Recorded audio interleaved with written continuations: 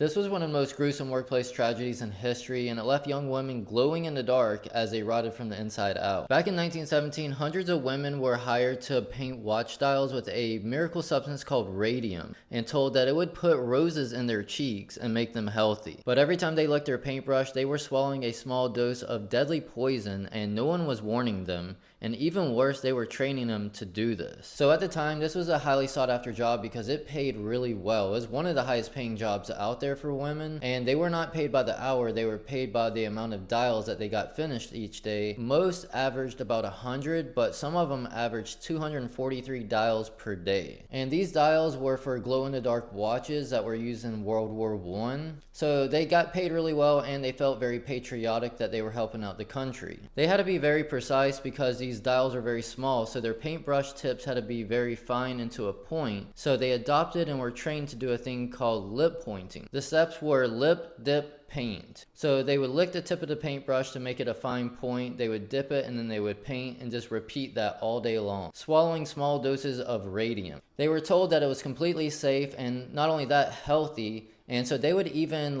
play with it and paint their teeth with it so they could glow in the dark. And they were known as the ghost girls because after a shift at night, they would be walking home and people would see them glowing in the dark from all of the dust that was covering them. But within months, sometimes a couple years after working there, something started happening to the women's bodies that was so disturbing that doctors couldn't even explain it. And we're going to talk about that more in part 2.